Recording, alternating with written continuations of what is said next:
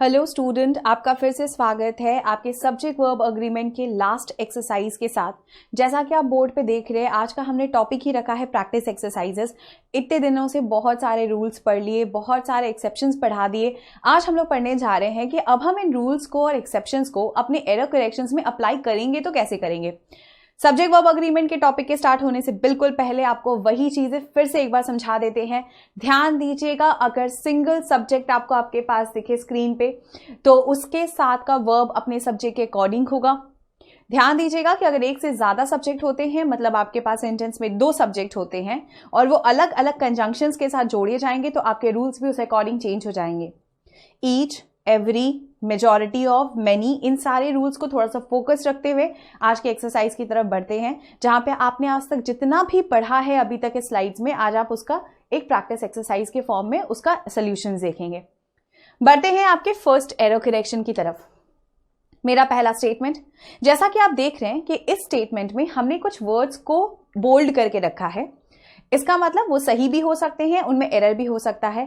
आपको हमें सिर्फ इतना बताना है कि कौन से वाले बोल्ड पार्ट में एरर है। चलिए बढ़ते हैं आपके फर्स्ट सेंटेंस की तरफ। हमारा फर्स्ट सेंटेंस कह रहा है माय फेवरेट ज्योग्राफी प्रोफेसर। ठीक है, मेरा फर्स्ट सब्जेक्ट है मेरे favourite geography professor as well as some of his administrative staff. ध्यान दीजिएगा, उनके साथ साथ उनके कुछ administrative staff were asked to resign because fewer students were taking history courses than ever before. No error. आपके पास आपका एक स्टेटमेंट दिया हुआ है। अब हम इस सेंटेंस को पढ़ने से पहले इसको पार्ट्स में सब्जेक्ट और वर्ब को पहले डिवाइड करके देखते हैं। एक बार देखते हैं हमारे सेंटेंस में क्या क्या हम लोगों से नीड की जा रही है या पूछा जा रहा है। माय फेवरेट ज्योग्राफी प्रोफेसर आपका पहला सब्जेक्ट बन रहा है। उनके साथ जो कंजंक्शन जोड़ा जा रहा है वो है एज वेल एज, और उसके साथ बोला जा रहा है सम ऑफ हिज एडमिनिस्ट्रेटिव स्टाफ। देखो, सम मतलब एक से ज्यादा है, एंड हिज एडमिनिस्ट्रेटिव स्टाफ बोलता तो हम बोल सकते थे यहाँ पे 2 लोग हैं, लेकिन actually some of his administrative staff मतलब यहाँ पे एक से ज्यादा लोग हैं। वेयर आस्क्ड, ठीक है। अब देखिए, स्टाफ के बगल में वेयर लगा हुआ है। वेयर आस्क्ड टू रिजाइन, किस लिए? बिकॉज। जब भी रीजन आता है तो उसके लिए हमेशा जो वर्ड यूज किया जाता है वो बिकॉज है। फ्यूअर स्टूडेंट्स, अब देखिए आपके सेंटेंस में स्टूडेंट्स जो नाउन है वो प्लूरल फॉर्म में है, और हम जान रहे हैं कि जब हम एक से ज्यादा की बात करते हैं या काउंटेबल फॉर्म की बात करते हैं तो जो मेरा सेंटेंस है वो फ्यू को यूज करता है, क्योंकि फ्यू नंबर्स के लिए जाता है ना। हम लेस स्टूडेंट्स तो बोल नहीं सकते थे। जब भी हम नंबर्स की बात करते हैं तो हम फ्यू वर्ड को यूज करते हैं, right. Fewer students were taking, अब यहां देखो were बिल्कुल सही है। क्यों? क्योंकि ये स्टूडेंट्स के साथ जा रहा है, मतलब इस पोर्शन में कोई एरर नहीं है। Taking history courses than ever before, इतना तो क्लियर हो रहा है कि सेंटेंस में हमने सब्जेक्ट्स को आइडेंटिफाई कर लिया और वर्ब को, बट जो मेन चीज थी सेंटेंस के पहले ही हिस्से में थी, हमने देखा हमारे जो दोनों सब्जेक्ट्स हैं, geography professor as well as his administrative staff, उन दोनों को जो वर्ड जोड़ रहा था वो एज वेल एज था एंड नहीं था, है ना। एंड नहीं था, क्योंकि वो एज वेल एज से जुड़ा है तो रूल के अकॉर्डिंग हमने पढ़ा है कि ऐसे केस में हम अपने वर्ब को किसके अकॉर्डिंग फॉलो करते हैं? मेरे फर्स्ट सब्जेक्ट के अकॉर्डिंग। अब हमारे सेंटेंस का जो फर्स्ट सब्जेक्ट है वो है आपका ज्योग्राफी प्रोफेसर। अब क्योंकि ज्योग्राफी प्रोफेसर हमारे सेंटेंस में सिंगुलर फॉर्म में है तो ऑब्वियस सा बात है उसको जो वर्ब रिलेट करेगा आपके सेंटेंस में वो भी सिंगुलर ही होगा। मतलब मेरा करेक्शन यहां पे हो जाएगा was। स्टेटमेंट होगा was asked to resign। अब अगर आप सेंटेंस में पूछो तो हम अगर सेंटेंस को तोड़ दे अलग से तो क्या निकल रहा है? My favourite geography professor was asked to resign। क्योंकि देखो, ऐसे भी अगर आप सेंटेंस को तोड़ दोगे तो where यूज हो ही नहीं पाएगा। हमारे को सेंटेंस में क्या यूज करना पड़ेगा? was। ये तो था आपका फर्स्ट एरर। आई होप आपने इसको आइडेंटिफाई किया होगा अगर आप रूल के अकॉर्डिंग चल रहे होंगे तो। चलिए बढ़ते हैं हमारे सेकेंड स्टेटमेंट की तरफ। हमारा जो सेकेंड स्टेटमेंट है आपके सेंटेंस में वो है Raghav is a proactive police officer. So although the local rebellious teenagers are annoyed by his strict nature, the overall safety of the town have improved drastically since he was hired. And then you have no error. Now let's see, do we have error here or not? आपका जो first sentence है वो start हो रहा है राघव से, मतलब मेरा मेन सब्जेक्ट अभी राघव है। Raghav is a proactive police officer. अब हम राघव के स्टेट की बात बता रहे हैं कि वो एक्चुअली कौन है। He is actually a proactive police officer. यहां तक तो कोई एरर नहीं है।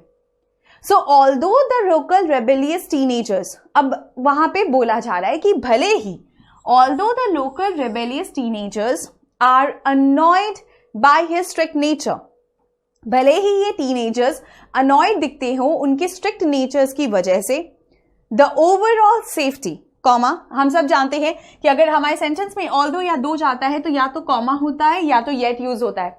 तो क्योंकि हमारे सेंटेंस में यहां पे कॉमा यूज हो रहा है, इसका मतलब इसमें कोई भी एरर नहीं है। The overall safety of the town have improved. एक मिनट, अब हम यहां रुक जाते हैं। अच्छा एक बात बताइए, हम यहाँ पे किस चीज की बात कर रहे हैं? टीनेजर्स की बात कर रहे हैं या एक पुलिस ऑफिसर के एक्टिव होने की बात कर रहे हैं, या ये बता रहे हैं सेंटेंस के कंक्लूजन में कि टाउन की ओवरऑल सेफ्टी इंप्रूव हुई है? इसका मतलब अब जो हमारा सब्जेक्ट बन रहा है सेंटेंस में वो हमारा ओवरऑल सेफ्टी है। मतलब मेरा जो सब्जेक्ट बन रहा है सेंटेंस में वो सेफ्टी है, right? Safety of the town, तो फिर हैव कैसे हो जाएगा? इसका मतलब मेरे सेंटेंस का जो करेक्शन बनेगा वो हैव की जगह हो जाएगा हैज। ये वही है जो हमने आप लोगों को लास्ट टाइम पढ़ाया था। Do you people remember the error of proximity? I am talking about the error of proximity, जो हम लोगों को कमिट नहीं करना चाहिए या कमिट नहीं करना चाहिए। हमने आपसे क्या बोला था कि जरूरी नहीं जो आपके सेंटेंस का सब्जेक्ट दिख रहा हो वो सब्जेक्ट हो। आपको हमेशा ऐसे आइडेंटिफाई करना है कि आपके सेंटेंस का सब्जेक्ट कैसे रिलेट किया जाता है आपके सेंटेंसेस में। सो बेसिकली हमारा जो नेक्स्ट स्टेटमेंट है उसका करेक्शन हो जाएगा, the overall safety of the town has improved drastically since he was hired. Moving on to your next statement. Now my next statement is a pair of supportive shoes या supportive shoes are important if you are experiencing lower back pain and then no error। हम बोल रहे हैं कि एक supportive शू होना बहुत जरूरी है, एक पेयर होना बहुत जरूरी है शू का, अगर आप एक्सपीरियंस कर रहे हो लोअर बैक पेन में किसी भी तरीके का पेन। ठीक है, चलिए सेंटेंस को अगर देखा जाए तो सेंटेंस का पहला ही हिस्सा स्टार्ट हो रहा है अ पेयर ऑफ सपोर्टिव शूज से। ठीक है, अब देखो अ पेयर ऑफ, शूज तो वैसे ही पेयर में होंगे, है ना? शूज तो वैसे ही पेयर में होंगे। जब भी हम पेयर बोलते हैं, अ पेयर बोला क्यों जाता है पहले वो समझिए। अ पेयर ऑफ शूज बोलने का एक रीजन होता है। शूज हमारे सेंटेंस में एक ऐसा नाउन है जो जब भी यूज होता है सेंटेंस में पेयर में यूज होता है, जो जब भी सेंटेंस में यूज होता है पेयर में यूज होता है। अब अगर वो पेयर में यूज होता है इसका मतलब वो है ही दो, है ना? इसीलिए देखो शूज अपने साथ सिंगुलर फॉर्म में नहीं हो सकता। मान लीजिए आपके एक पेयर ऑफ शूज में से एक पेयर खो गया, तब आप बोल सकते हैं one of my shoe is not, I can not find one of my shoe. ठीक है, क्योंकि आप एक पेयर की बात कर रहे हो और आप बोल रहे हो आप उसमें से एक नहीं खोज पा रहे। लेकिन जब आप अ पेयर लगा दे रहे तो इतना क्लियर ही हो जा रहा है कि मेरे पास पेयर है, मतलब आई am talking about more than one. Yes और नो? इसीलिए यहां पे आपका नाउन जो है वो प्लूरल फॉर्म में है, इसमें कोई दिक्कत नहीं है। लेकिन जब वो है ही एक पेयर तो क्या हमको दोबारा सेंटेंस में आर का जरूरत था? नहीं। हमारा जो मेन करेक्शन होगा इस सेंटेंस में वो होगा a pair of supportive shoes is important if you are experiencing lower back pain and then finally no error. So basically we do have an error in this sentence and that error has to be are because वहां पे मेरा जो correction जाएगा mainly वो हो जाएगा आपका is. So are की जगह हमारे स्टेटमेंट में करेक्शन आ जाएगा is. आई होप इस वाले स्टेटमेंट को आप समझ पाए हो। आप शूज को देख के कंफ्यूज मत होइएगा कि शूज के बगल में आर है तो वो बिल्कुल मेरा सब्जेक्ट है। No, you are talking about one pair, right? You are talking about one pair. तो आपका सब्जेक्ट क्योंकि सिंगुलर के जैसा फॉर्म में है तो वर्ब भी वैसे ही सिंगुलर फॉर्म में होगा। Next, the paralegal believed that there were an overload of excess of cases in the office which was creating stress. एक पैरालीगल बिलीव कर रहे थे that there were overload of cases in the office which was creating stress. Let's see the sentence and divide it into parts.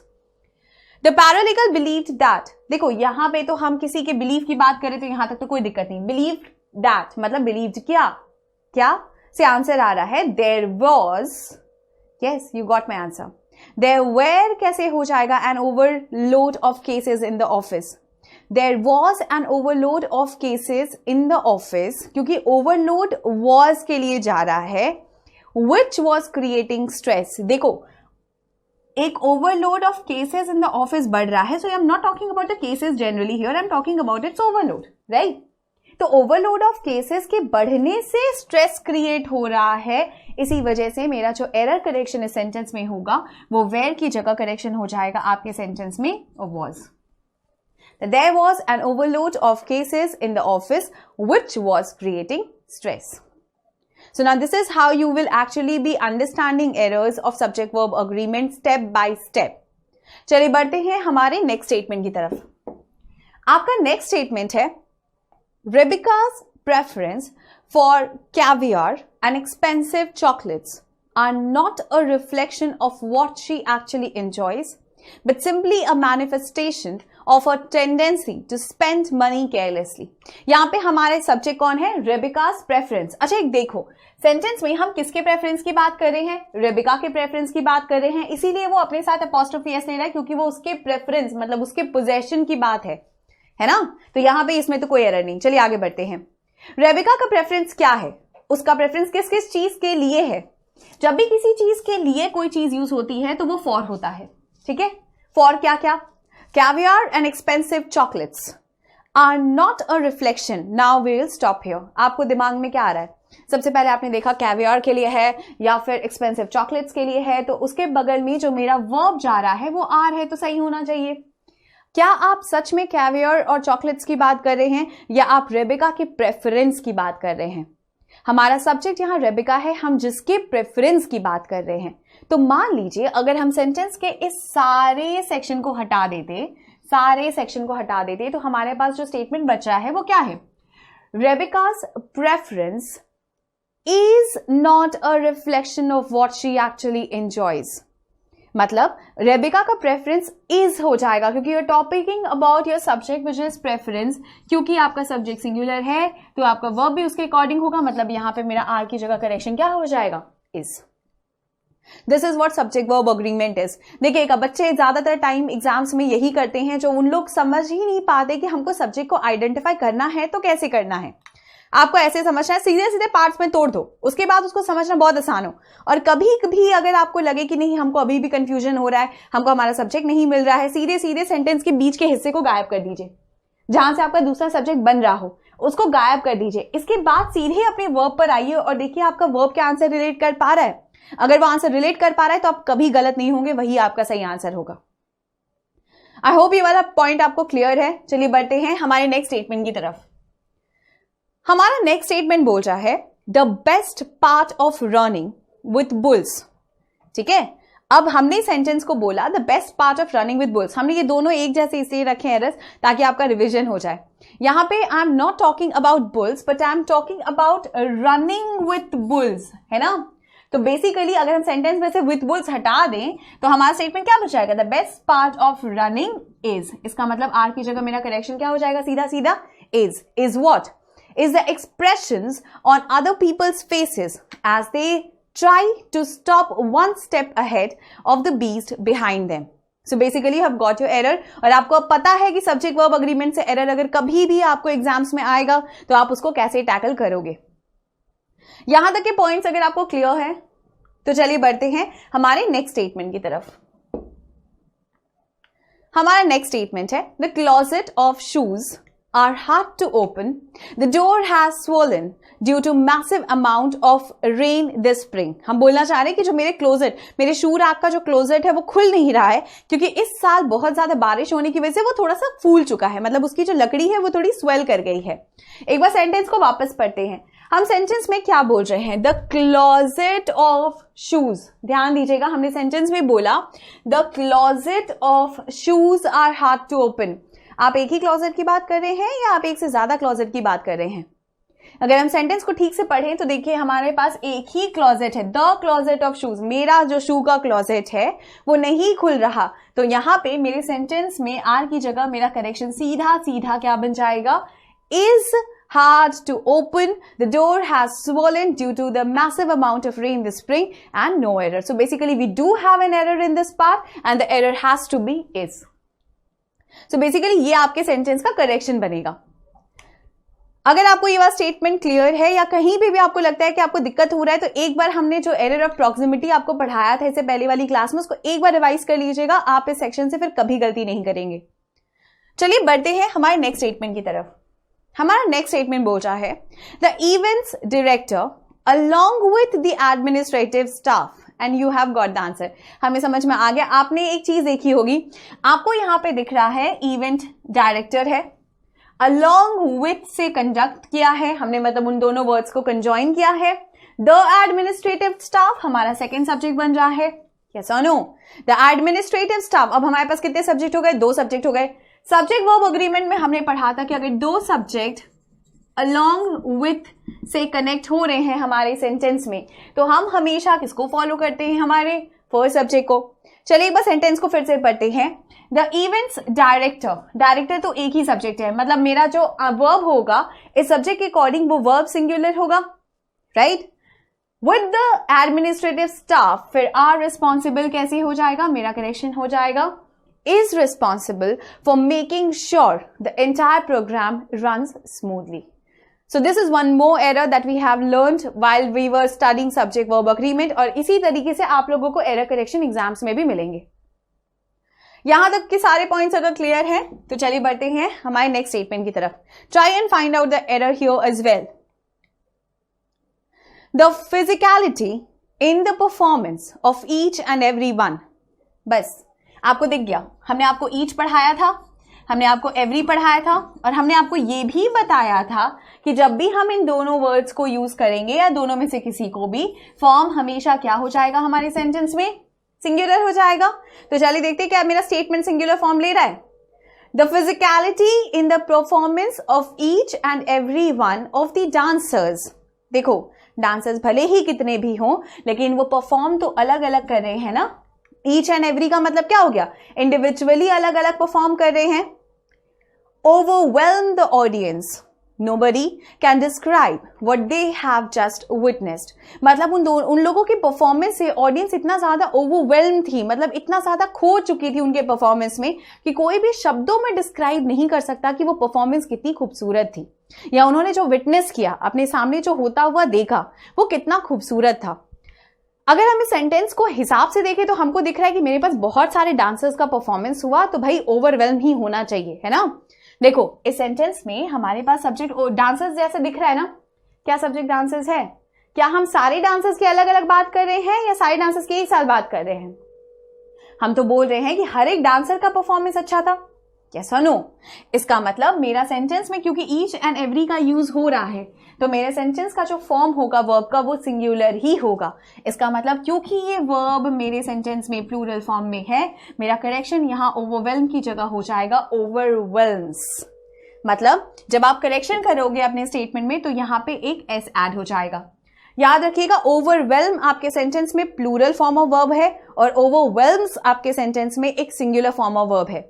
अब क्योंकि हमने सीधे सीधे sentence में ईच एंड एवरी को यूज किया है तो हम प्लूरल तो यूज कर नहीं सकते. इसका मतलब हमारा यहाँ करेक्शन कौन से फॉर्म में हो जाएगा? आपके ओवरवेल्म्स. Is that clear? ये तो आपके ईच एंड एवरी का सबसे इंपॉर्टेंट रूल है. इनफैक्ट बैंकिंग में पूछे जाने वाला सेंटेंस कनेक्टर से लेकर आपके सेंटेंस इंप्रूवमेंट से लेकर एरर करेक्शन का सबसे वाइटल रूल. चलिए बढ़ते हैं हमारे नेक्स्ट स्टेटमेंट की तरफ. हमारा नेक्स्ट स्टेटमेंट बोल रहा है when Mary was cleaning her house she discovered. जब मैरी अपना घर क्लीन कर रही थी उसको क्या मिला? She discovered that hidden behind the book shelf were a pile of books. बस हमें स्टेटमेंट समझ में आ रहा है. हमको ये भी दिख रहा है कि यहाँ पे कोई दिक्कत नहीं है. क्यों? क्योंकि जब मैरी सब्जेक्ट थी तो मैरी को वॉज मिल रहा था, सही है, सब्जेक्ट सिंगुलर और मेरा वर्ब भी singular. When she was cleaning the house, जब वो हाउस को क्लीन कर रही थी, she discovered what? That hidden behind the bookshelf. यहां तक देखिए कोई दिक्कत नहीं है.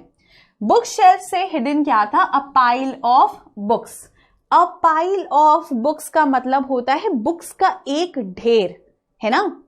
बुक्स सब्जेक्ट नहीं है. मैनी बुक्स होता तो वेयर सही था, लेकिन जब आप अ पाइल ऑफ बुक्स बोल रहे हो, आप आर्टिकल ए लगा रहे हो यहाँ पे, तो इसका मतलब मेरे को सेंटेंस में हमने उनको कलेक्टिवली ट्रीट किया है।